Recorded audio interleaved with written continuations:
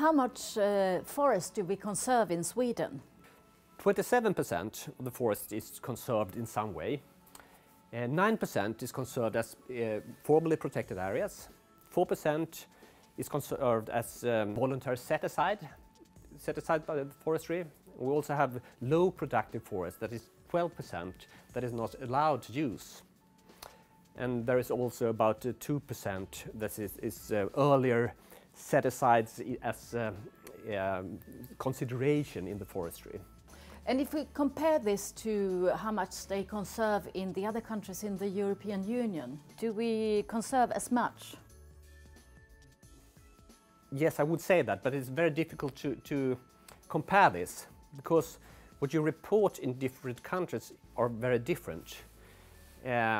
In Sweden, for example, most of the areas that we report are strict protected areas where you're not allowed to use them for example, forestry.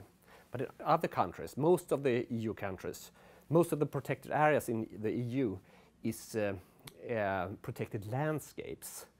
And in these protected areas, it's allowed to, with the forestry sometimes, or sometimes with the agriculture, most of the times, I would say. Sure.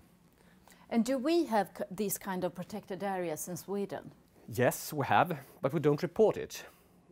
We have, for example, some shoreline protection, with these protected areas among lakes and rivers, where you're not allowed to have buildings and things like that, but you're allowed to use it for forestry. And according to the Convention of the Biodiversity, all countries are obliged to set aside 17% of the nature. Do we do it in Sweden? Yes, we do. We have conserved 27% of the forest, I would say. But I would say also it is a political decision what we want to report. And we could report it as 20% if we want, but if we report everything that we could report, maybe it would be 40%. Thank you.